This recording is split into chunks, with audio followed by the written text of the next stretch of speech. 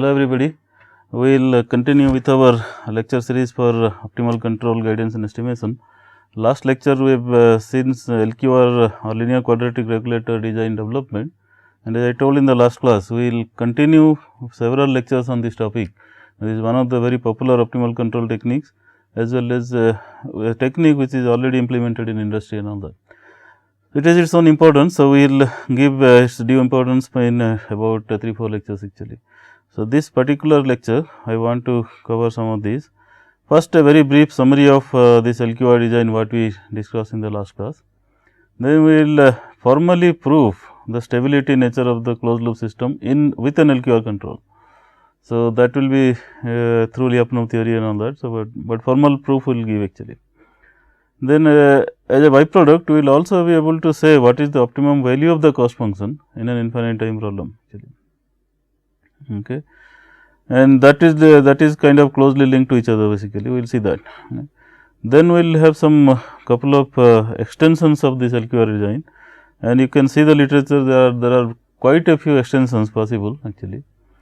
Okay, but we are not going to talk everything, but we will give a few extensions which will kind of give you confidence that you can, given a problem, you can probably read, understand and probably develop yourself as well actually. So, those things will I mean this 4-5 examples that we will give or extensions that we will discuss here. First term is the cross product term in the cost function, and that is something like x transpose u sort of thing. If you have that kind of thing, then what you do. Okay. And then there is a rate of state minimization, that means you want to minimize x dot.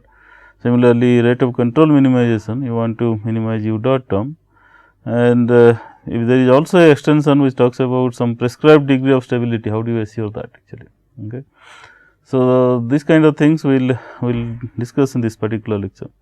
We will also follow it up with the formulation for command tracking, okay, as well as formulation for inhomogeneous system. That means, if you have x dot equal to x plus b u plus c, then that is called inhomogeneous system, because when x and u are 0, x dot is also 0. I mean sorry, when x and u are 0, then x dot is still c basically. So, that kind of things are called inhomogeneous systems and all that. We will see all these extensions in this class actually. So, first a brief summary, okay, of this LQR design what we discussed in the last class. The performance index in this LQR formulation is something like this. You have half xf transpose sf xf, which is the total thing is phi of xf, plus integral t naught to tf per half of this thing, okay, this x transpose qx plus u transpose ru. Several things we discussed last class, that r has to be positive definite, q has to be positive semi definite, sf has to be positive semi definite, like that. And there are some guidelines about selecting of sf, q and r, all those things we discussed. And there is also a fundamental requirement of a and b pair has to be controllable, as well as a and square root of q, that pair has to be detectable or in general observable actually. Okay. So, this is the performance index that we want to minimize subject to the path constraint x dot equal to x plus b u is a system dynamics for linear systems, and then followed by boundary conditions where x of 0 is x 0, which is assumed to be specified, Tf is fixed and x of Tf is free basically. So, those kind of formulation we discussed in the last class. So, now went back and then started with this Hamiltonian definition, phi of xf definition like that. So, phi of xf is very naturally like this, and Hamiltonian is L plus lambda transpose f, and L turns out to be this one, okay, and f turns out to be this one. So, L, okay, plus lambda transpose x plus b u. So, we are ready now to apply our necessary conditions of optimality, which is state equation, which is x dot equal to, well, del h by del lambda, which is nothing but x plus b u, okay, f of x u basically. So, x dot equal to x plus b u, then we have this co-state equation lambda dot equal to minus del h by del x, which is minus q x plus a transpose lambda.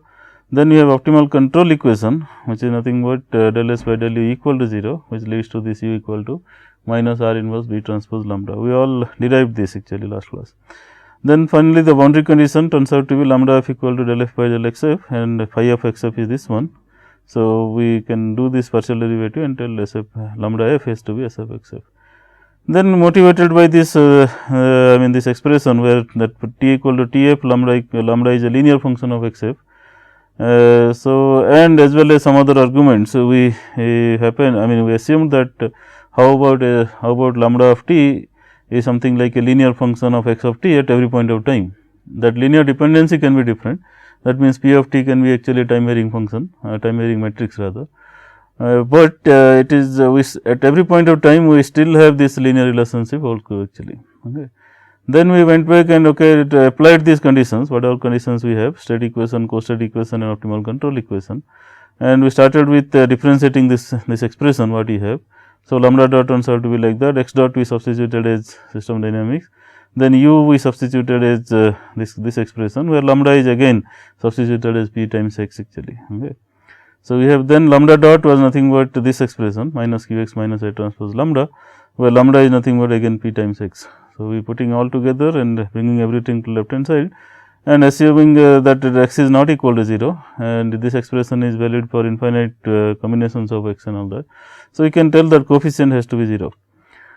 So, this essentially leads to this Riccati equation, which is essentially a differential equation, differential matrix equation rather, with a boundary condition popping up from this boundary condition. Okay. So, you have lambda f is p f x f, which is equal to s f x f. So, p f turns out to be something like s f actually. So, what we told is we start with this boundary condition and we have a differential equation for this Riccati matrix anyway. So, we can back propagate it from T f to T naught, and then from p of t at t for all t belonging to T naught to T f is available. Okay. Once p of t is available, then we can calculate lambda of t, and once lambda of t is available, we can calculate this u of t. Okay. So, u is available for lambda. So, on the way we also observe that by Kalman's theorem, when T f goes to infinity for constant q and r matrices, p dot happens to be 0 for all t. So, that means this equation what we have as a differential equation, it boils down to an algebraic equation, and this is what is popularly used all over the place, and by default if T f is not mentioned, then it is assumed that T f goes to infinity. So, this is the way to solve, but this we do not need to propagate anything, but still it is a nonlinear matrixed equation which needs to be solved actually. But there are efficient algorithms available because this equation is heavily studied.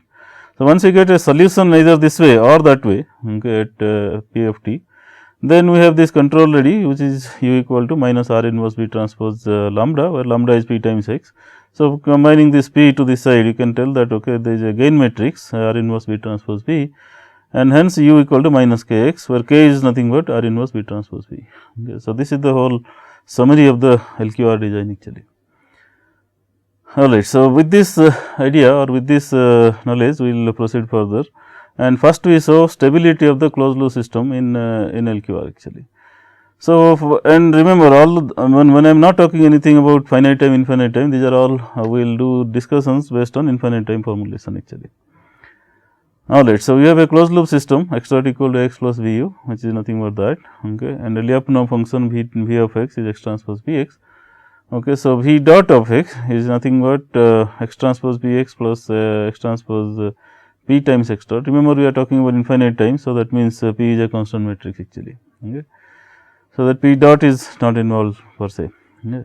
So, we have x dot equal to x plus b u again. So, substitute that x dot equal to this expression a minus b k times x. So, I can substitute it here. X dot is nothing but a times b k, a minus b k times x whole transpose p x plus x transpose p times x dot again. So, x dot is nothing but a minus b k x. So, we substitute back here. Okay.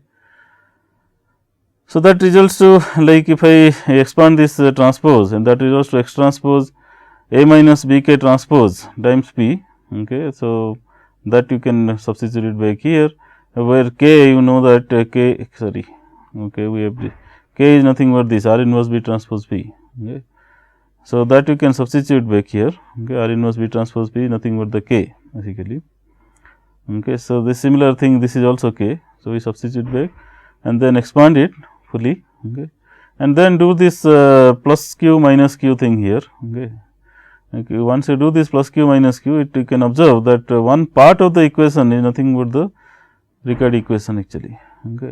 So, then this being the Riccati equation, so obviously this part of the equation will go to 0, and you will be left out with the rest of the term actually.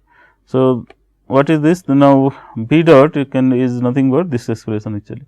This is, remember, this is already in quadratic form. So, all that we need to show and this is fortunately there is a negative sign in both the expressions actually. So, we take out the negative sign, and all that we need to show is this V dot needs to be negative definite function. See, these are all Lyapunov theory based arguments sort of thing. So, we start with a positive definite P, that is our Lyapunov function. So, that means V of x is a positive definite function, okay, and we need to show that V dot is a negative definite function. Okay.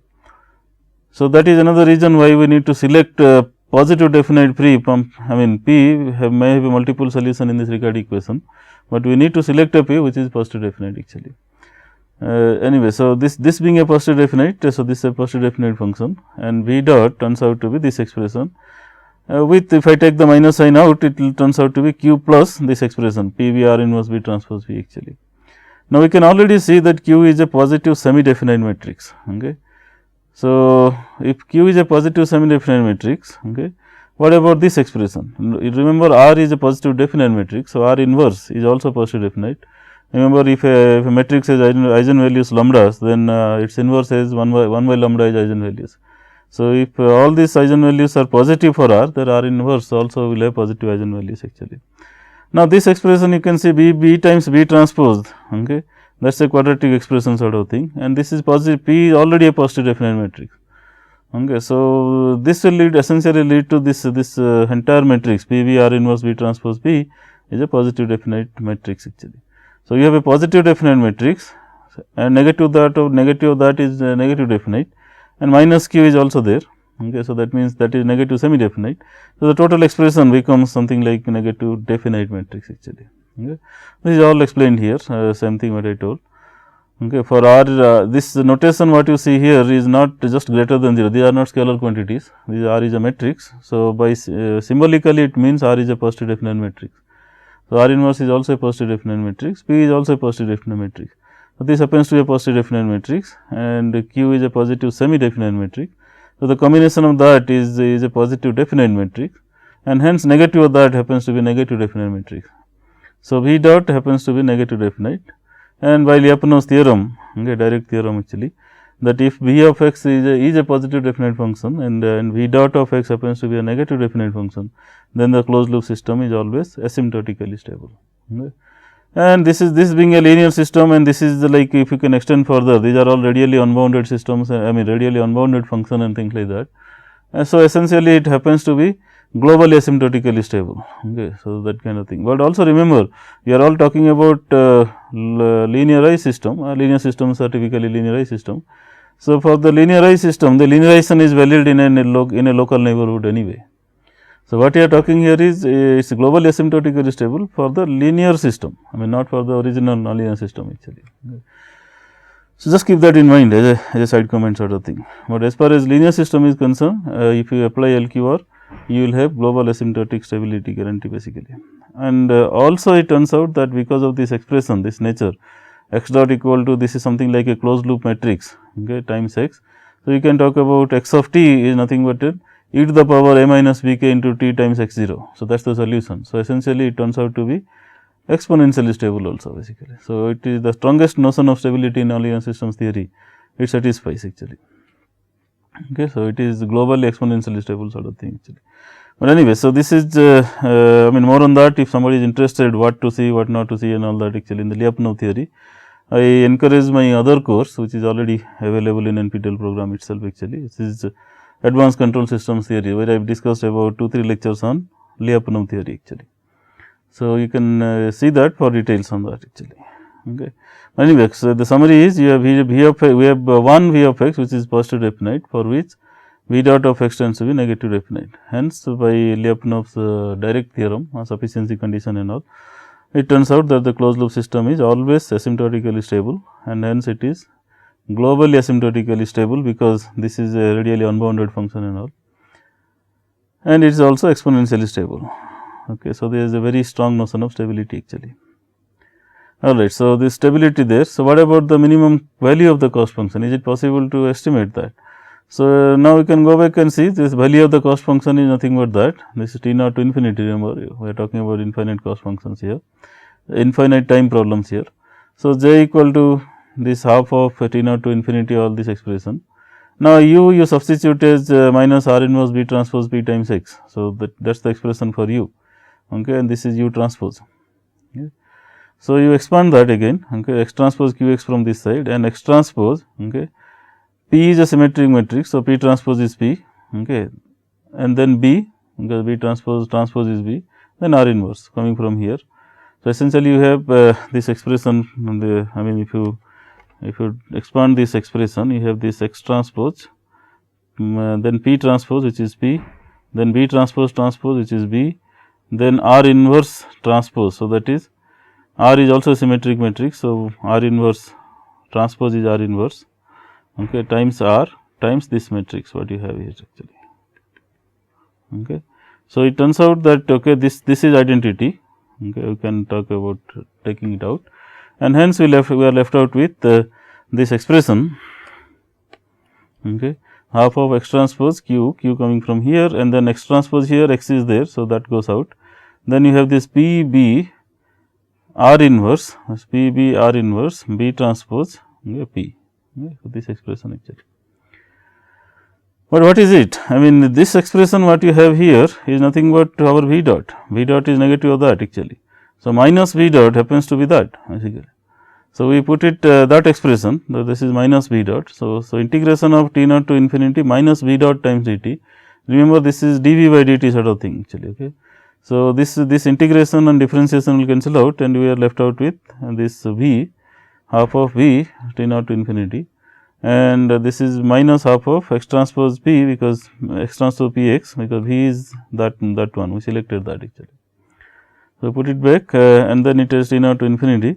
So, we evaluate it actually. So, X naught transpose times P times X naught minus X infinity transpose P times X infinity. But we just proven this is asymptotically stable, it is always asymptotically stable. That means, X of infinity is equal to 0 basically. So, that term vanishes and you are left out with that. Okay. That means, if you just know the initial condition and the Riccati matrix solution, you straight away have a value of the cost function actually. Really, I mean if you operate based on that, you are supposed to get this, and probably this expression will also help you in cross validating your results or kind of verifying your results and all that actually. Okay. So, this is minimum value of the cost function. And now, some extensions of LQR design. Okay. This is I mean LQR procedure we know by now, and infinite time procedure is also we know. We are guaranteed to have globally asymptotic stability for linear systems, stability theorem we proved, and minimum value of the cost function also we derived actually. Okay. Now, we see some extensions of LQR theory, okay, LQR design, and let us see one by one actually. So, the first thing is cross product term in performance index. So, remember originally we had the performance index X transpose Q plus U transpose R U. We did not have a cross product term something like this X transpose W U. Okay. So, this W is almost also like a weighting matrix sort of thing, but remember that X and U are not of same dimension. That means, W need not be a square matrix actually. Okay. So, with this expression let us analyze how do we do that, and the whole idea here is we can always go back to this Hamiltonian and try to derive the necessary condition and try from the beginning and proceed further as we proceeded before, but that turns out to be not necessary actually. If we manipulate these expressions a little bit, then with existing solutions available, we can actually solve this problem as well. Now, how do you do that? Okay. Now, just see this expression whatever you have, and then let us start with this expression. Okay. So, if somebody starts with this big expression and you try to simplify. So, this first term will be X transpose Q times X, the first term over here is U transpose R times U, and some other terms and all will cancel out and you will be left out with this term actually. Okay.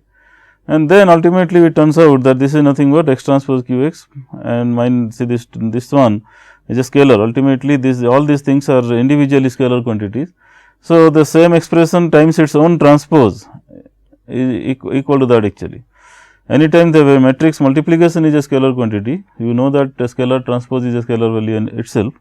So, we can tell that okay, this expression X transpose W whole transpose, okay, is equal to X transpose W. So, whatever we have this expression is a transpose of that. So, you can tell that this is nothing but same thing as that. So, that turns out to be 2 times this actually. So, what means whatever expression we had here, we can actually substitute by this longhand expression actually. Now, somebody can ask me, I mean, how did you get it and all. So, this typically does not happen overnight, but the idea here turns out to be in the reverse direction. You start with this expression here, okay, and this is now easy because you can talk about 2 terms like that, and one term you keep it as it is, the other term you take a transpose of that. So, coming from third line to second line is rather very easy actually. But here we do a little bit more manipulation, we add and subtract a term, you try out I mean couple of times, and then finally you will end up with this expression actually. So, this turns out to be a big hand expression, but let us assume that it can be done actually. Yeah. Now, what you see here, if you just look at it a little bit closely, we have a quadratic expression here, okay, X transpose something into X transpose, and we also have a quadratic expression here. That means, some expression, okay, some vector transpose times R times the same vector. So, that means, we have a quadratic expression here and a quadratic expression here actually. Okay. So, that turns out to be an advantage actually. How? Because we can actually define this as some sort of a new control variable, okay, and then we will have a direct expression actually. So, now let us go back and substitute it here. Instead of this expression, what you have, we will substitute that actually in the cost function. So, we substitute it, okay, and z turns out to be half of t naught to infinity, and we substitute all that, and this turns out to be a u1 expression. Okay. So, this u1 expression turns out to be, I mean it is available. We put it something like, okay, there is a small typo mistake again here, this u1 transpose. Okay. Anyway, so this expression what you have here, okay, is nothing but X transpose q x, but we will substitute by X transpose this term q minus w r inverse w transpose x actually. So, that is what it is here. So, we define this matrix as something like a q1 matrix and define this vector as something like u1 vector. Okay. So, we will end up with this half of X transpose q1 x plus u transpose r u1 transpose r times u1. It now turns out to be, I mean, looks very familiar to what we had actually. But wait a second, we do not have a cost, I mean, we do not have a system dynamics in terms of u1 basically. So, we have to manipulate a little bit here and tell, okay, if my u1 is defined to be something like this, okay, this expression, this is my u1, then I can actually see this u I can substitute from there, okay, u equal to u1 minus this expression. So, this is what is substituted here, okay, and then what you have here is something like you combine these two terms, you have a minus b times r inverse w transpose coming this side times x plus b u1. So, that means, if you define this as something like a1 matrix, what we have is x dot equal to a1 times x plus b u1. So, you have a system dynamics in the form of linear system dynamics, x dot equal to a1 x plus b u1, and the cost function is also available to us in the modified form, which is x transpose q1 x plus u transpose r u1 actually, that kind of thing. So, now this cost function and this the system dynamics are both compatible. Okay. So, we can use this a1 b and q1 r matrices in the Riccati equation and solve a gain matrix actually, solve for a Riccati matrix, and then we compute the gain matrix. So, essentially this control will be available, but remember this control what you are talking is u1 not u. Okay. So, u1 will be minus k times x, but we know once we have u1 we can also recover u from there, u is nothing but u1 times that actually, that is what we have substituted here. So, once you have u1 then you can get u is nothing but that. So, you have a gain matrix k calculated using this a1 matrix b and q1 matrix r, and then using that gain matrix and then doing this little algebra here, we got the actual gain matrix for u basically. Okay. So, this little manipulation of algebra saves a lot of I mean this necessary conditions out of algebra and all that actually, you do not need that actually that way. Alright. So, this is our first extension with cross product term. What about the kind of weightage on, I mean second extension, where we talk about weightage on the rate of state. That means, initially we talked about x transpose q x plus u transpose r u, but sometimes it is necessary to minimize x dot also basically, we do not want the system dynamics to change very fast actually. there may be other ramifications for that. There may be some safety issues, there may be some, because if the temperature is there and you want to pump in some heat, and then you can, if you pump too much of heat, then probably this x dot becomes very high, and then material may melt, all sort of things are there actually. So, many applications are there where we really do not want this x dot to develop as fast as possible or even decay as fast as possible. We have a smooth decay or smooth rise sort of thing actually. Okay. So, in those situations we like to have a minimization of that, but remember here S is a symmetric matrix, because I mean it is a square matrix as well as a symmetric matrix sort of thing actually. Okay. And typically when you see this kind of term, it is also assumed that it is at least positive semi definite matrix basically. Okay. So, that the cost function remains convex actually. Okay. Anyway, so if that is the case, then how do we go about actually? Okay. The idea to go about is something like this. You have x dot, so x dot you have a x plus b u. So, substitute that, okay, x dot is a x plus b u. Okay. So, we have this j which is x transpose q x plus u transpose r u plus all this a x plus b u transpose s into a x plus b u. Okay. Alright. So, if that is the case, then you have this half of all this x transpose q x, u transpose r u plus all these actually. Okay. So, x transpose a transpose s times a coming from here, and then all other terms, this will essentially 2 plus 2. So, 4 terms will generate, and all these 4 terms are given here actually. Okay. So, now you collect this, let us say we collect this x transpose x sort of term. So, we have one term here and one more term here. So, we can put it here, and u transpose u sort of thing. So, we can put it here, u transpose u is r coming from here, and u transpose u some other thing coming from here. Okay. So, we have this x transpose this times x plus u transpose this times u basically, okay,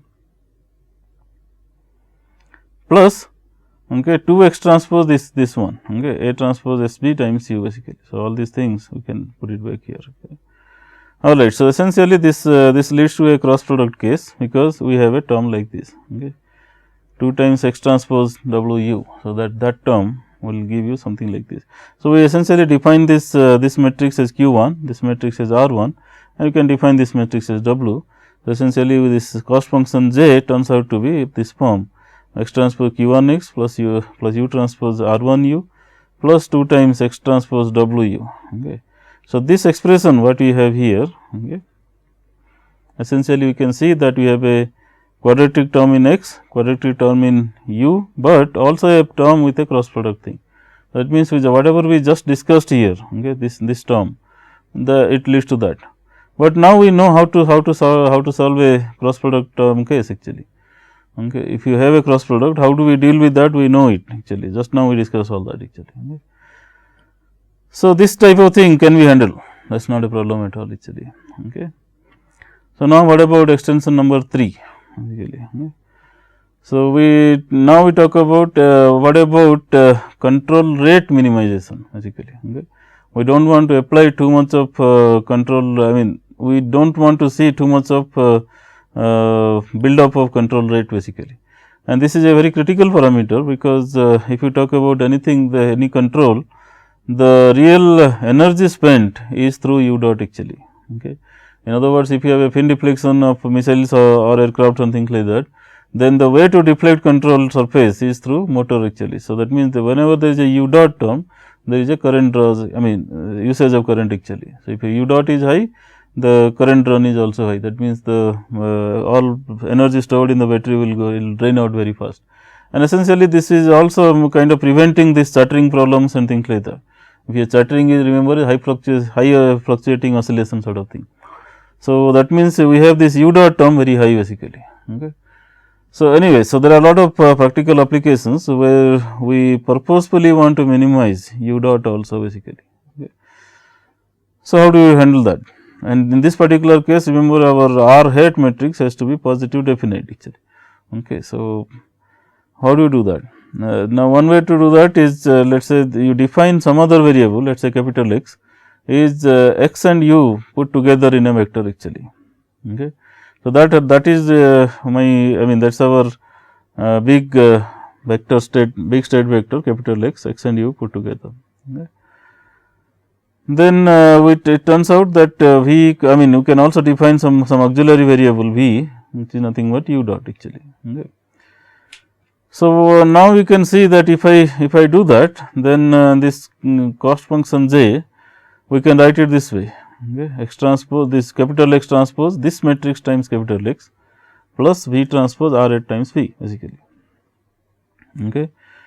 So, essentially if I define this as q hat, okay, then I have this j equal to x transpose q hat x plus V transpose R hat V. Okay. But I mean you also remember that we have a system dynamics to get over, and system dynamics turns out to be like that. You have x dot equal to x plus b u and u dot equal to v. That means, if you see that in a capital X formulation, then this turns out to be like this. That means, this big X dot or capital X dot turns out to be a hat x plus b hat v, where a hat is defined something like this and b hat is defined something like this. Okay. All right.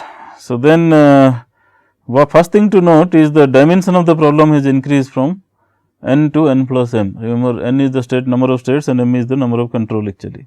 So, we have put it together. So, the big capital X dimension is n plus m actually. Okay. And it fortunately it can be shown that if pair A B is controllable, okay, the original A B is controllable, then A hat and B hat is also controllable. Okay. So, that is a very important and interesting observation actually. Okay. Now, what the message here is, we have a system dynamics x dot equal to a hat x plus b hat v and a cost function also in the quadratic form. Okay. So, we can actually go back and use our LQR theory, and hence we tell that control solution, remember this, the control is actually v, what we are talking here, that is the control variable. So, v is nothing but minus r hat inverse b hat transpose p hat times x, where p hat is the solution of this Riccati equation and all that actually. Or remember what is v? V is nothing but u dot. So, u dot turns out to be something like this, and x at this point of time I can split my x is nothing but x and u, and tell okay, corresponding matrices and all that I will take it and I can write it this way. Okay. So, u dot equal to minus r hat inverse p 1 2 transpose x minus r hat inverse p 2 2 hat times u, all this coming from this algebra actually. So, what is it? Now, if you see this is actually a differential equation, u dot equal to something times x and minus something times u. So, that is actually a differential equation, that means, it is a dynamic equation. It is not easy for implementation and is prone to error also. That means, any initial condition it does not talk about initial condition on u. So, any error initial condition is supposed to propagate also basically. Does not matter that much, but typically a dynamic controller is never good, because there is some degree of kind of open loop nature in that actually. Okay. So, we do not want it, we want to operate it in kind of a closed loop some way basically. So, one way to do that is, okay, we will go back to this state equation and you see that, okay, if this is the case, then u can be solved as something like this, where b is plus is nothing but the pseudo inverse actually. And this point of time probably it makes sense to I mean kind of revise a little bit, or I have seen that, I mean we have discussed about that, okay, in lecture number 2 actually, okay, way back. So, when we discuss this matrix theory and all that, we discuss those things, and let me just quickly grab it. So, this is what we discussed that point of time. If we have a x equal to b and m equal to n, determinant a is not 0, then is a unique solution and all, we know that for sure. And what about m is less than n? That means, what we are talking here, okay, is something like x is n dimensional and the number of constraint is m dimension actually. Okay. So, if I have number of constraint is less than number of free variable, that means, it is under constraint problem, then you can do something like this. We want to minimize this norm of x, in other words, we want to find minimum norm solution subject to this constraint, and solution turns out to be pseudo inverse, where pseudo inverse is given like that. But this is, remember, this is under constraint problem. What about over constraint problem? If you are if the constraints are something like this, then we can do something like this, j equal to like that. In other words, it does not satisfy this equation exactly, x plus x equal to b, but we want to kind of desperately attempt to kind of minimize this error x equal to b. So, x minus b error minimization sort of thing. If you do that, it turns out that the solution is nothing but a pseudo inverse b again, but this time it is a left pseudo inverse, that was a right pseudo inverse actually. Yeah. So, these kind of things we discussed. So, what it turns out in our class here, that one can always do this, okay. And remember, typically u is of lesser dimension than x, that means, this will always left turn out to be left pseudo inverse, not very good, but okay, in some sense it is close to that, I mean close to what it should be actually. And as long as this number of control is equal to or greater than number of states, then it is very much correct actually, there is nothing wrong in that. Right. But unfortunately, we will not have that case most of the time, that is a different case. Anyway, so this is actually an approximate solution. So, let us not bother too much into that, but we can put it back here. So, we put this u whatever you see here with this expression b pseudo inverse x dot minus x. So, we will end up with u dot equal to all that.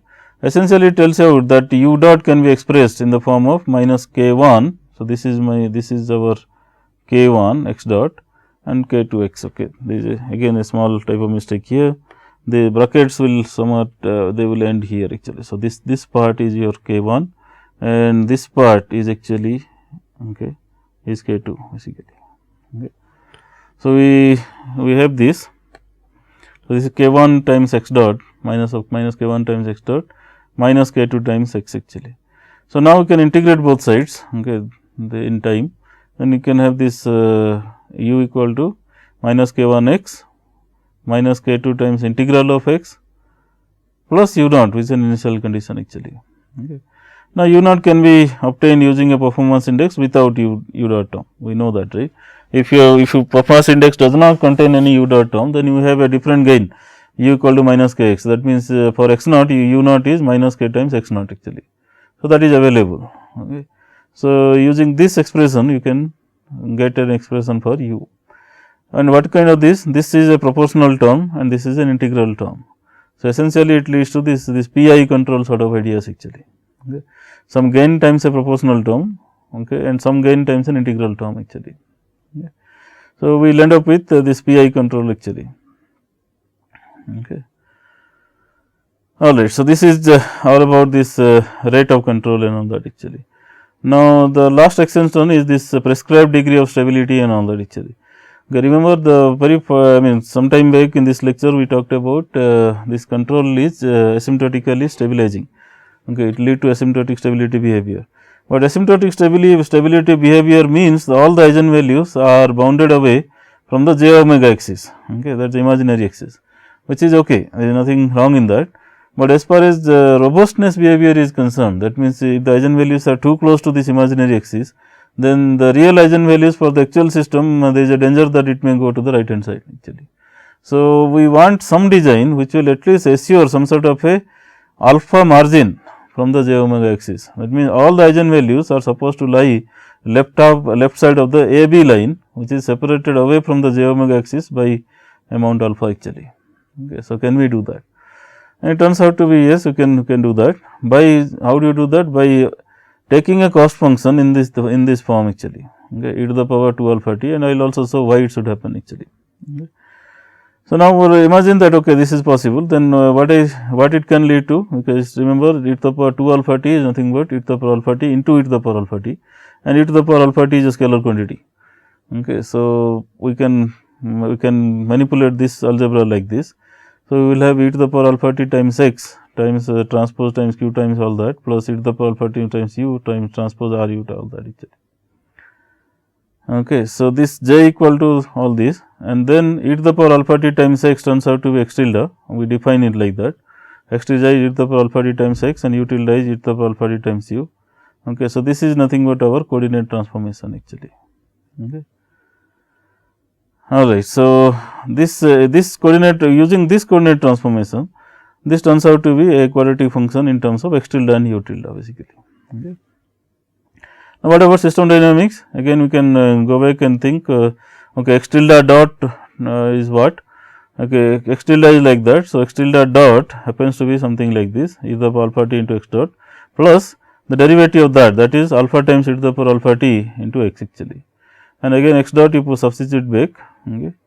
And then it turns out that you can write a times e to the power alpha t into x, and remember e to the power alpha t is a scalar quantity. So, you can take it right side, and similarly you can write it b times this expression e to the power alpha t into u plus alpha times all this actually. Okay. So, when you see this, okay, these two terms you can combine now. Okay. You can combine, and then remember x tilde is nothing but your e to the power alpha t into x. So, that can be combined actually. So, a plus alpha I coming from here times this is x tilde, okay, plus b times u tilde basically. So, we have x tilde dot is nothing but a plus alpha I into x tilde plus b times u tilde basically.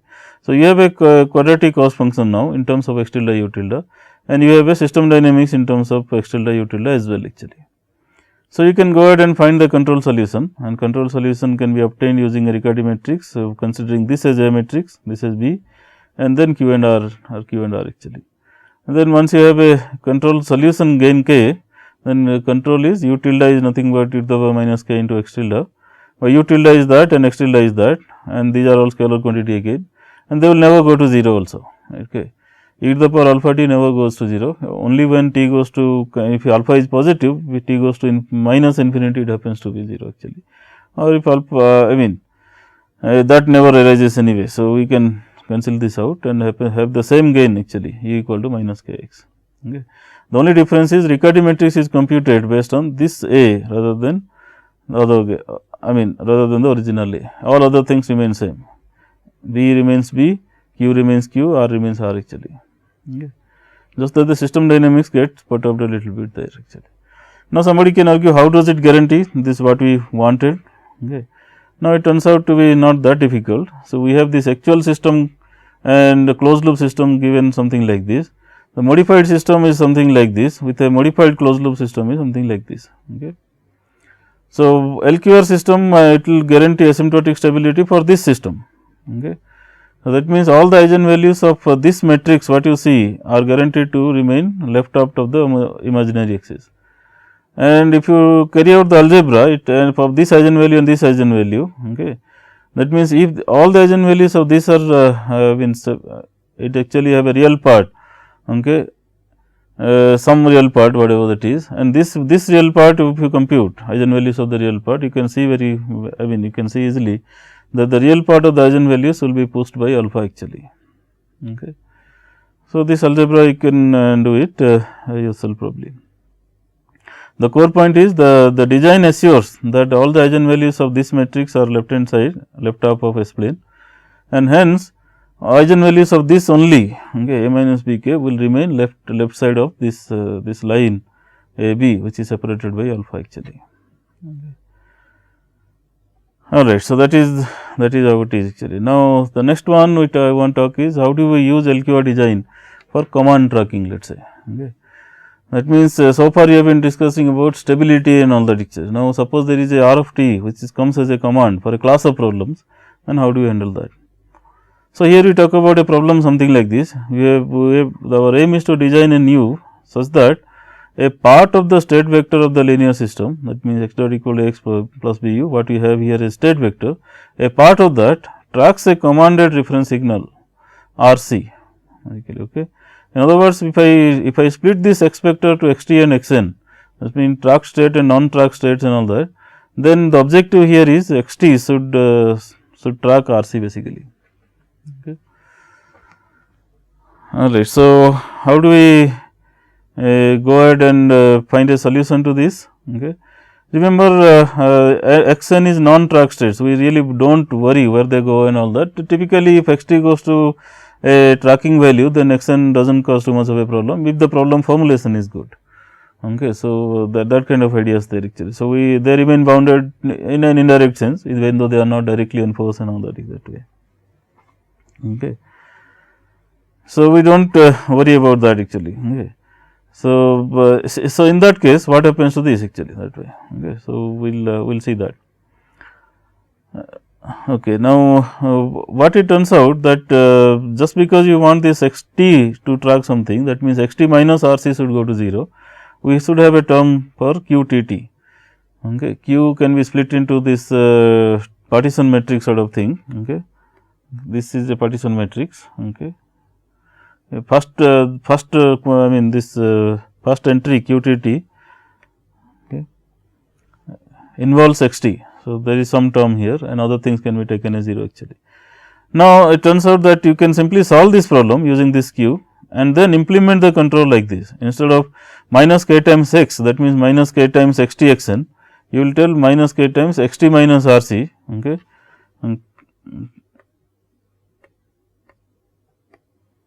x t minus r c, okay, and x n. Okay. So, that means, instead of simply feeding x t, you will feed x t minus r c in the first component actually. So, this is how you can see how this operates and in a block diagram sense actually. So, this is a typical LQ regulation problem. Okay. You have this x dot equal to x plus bu. So, a times x and x dot integrated over it will give you x. So, a times x, okay, plus b times u coming from here, that is x dot. So, that is how it is constructed, and u is nothing but minus k times x. So, that is how it is. So, LQ tracking turns out to be something like that, R c of t, it is fed into that, and hence if you x t and x n, if you feed it here, okay, then it turns out to be like, okay, in this junction what you see here, x t is not x t, right. I mean, what you should track R c basically. Okay. So, if it is R c there, that happens to be this block diagram actually. Okay. So, you have this addition subtraction, because minus k is also there basically in a way basically. It should, I mean, somebody can argue R c minus x t, but there is a minus term here. So, we can talk about x t minus R c basically. Okay. Okay. Now, this loop, I mean, this it works well, I mean, not it works fairly well, but sometimes it gives steady state errors and things like that. So, we to nullify those effects, it is also advisable to substitute, I mean, to have some sort of a integral feedback actually. So, if you do that, then you can have this kind of a dynamics, where x I dot is nothing but x t, okay, I times x t and nothing else actually. Okay. So, x I dot is x t, means x I is nothing but integral of x t basically. Okay. So, you can do that and select the q matrix properly, that means you have one more term here. So, q t t will be there, and something like a integral of q t t term should also be there after the 0 0 and all that actually. So, you will have penalization for both error as well as integral error actually. Okay. So, once you do that, you can operate the controller based on this minus k times this p part, x n is anyway free. So, you do not worry, but it is needed for feedback anyway, these are all state feedback systems. And then it is u equal to this expression, this is your x I, okay, x I is nothing but x I well in error, I mean, what it turns out is x I is integral of x t, but you will have this x t minus R c integral basically. Okay. So, this will operate based on error integral rather than x t integral basically. Okay. So, error term and error integral term actually has to be there. So, this is how the control solution operates actually. Now, lastly, how about this design of this inhomogeneous systems, how do you handle those kind of things actually. This is taken from a very old paper by the way, which is it appeared in 68, it is AIA journal actually.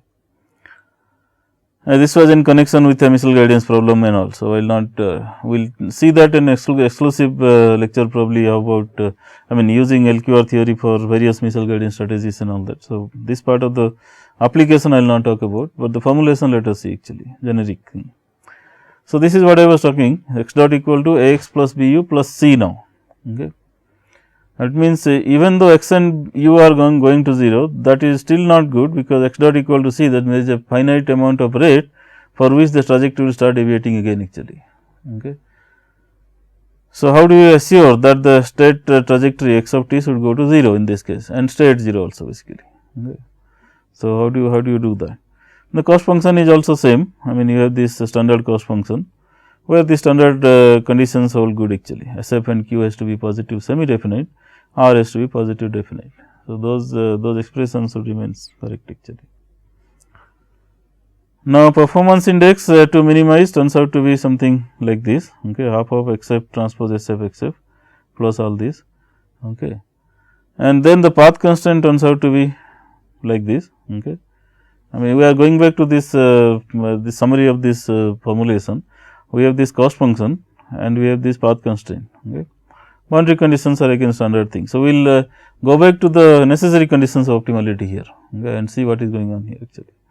So, with this we can put this, you can we see that this is our phi, this is our L and all sort of things. So, we can have a phi and we can have a Hamiltonian, okay, this is L plus lambda transpose f. Now, f is a x plus b u plus c, that is the difference actually. Okay.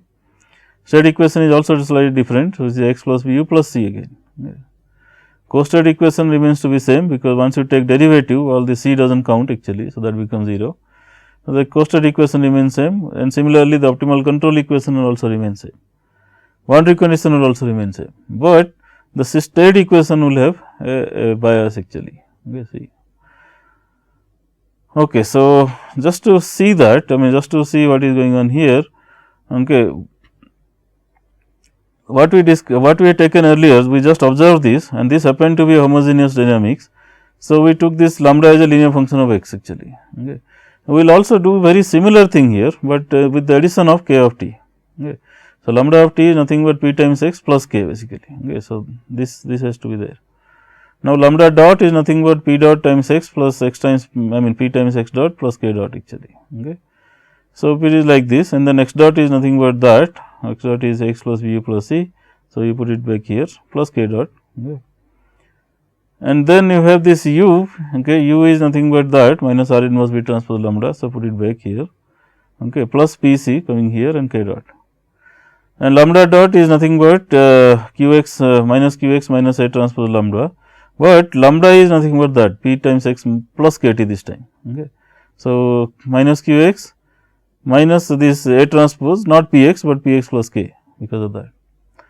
Okay. So, do the similar very similar algebra, just be aware that wherever lambda is there, you have to substitute p x plus k, not just p x actually. Okay. So, we do that, and then ultimately it turns out to be something like this, and again this because it is true for all sort of combination of x and things like that. Okay. So, let me see a little bit mistake here probably.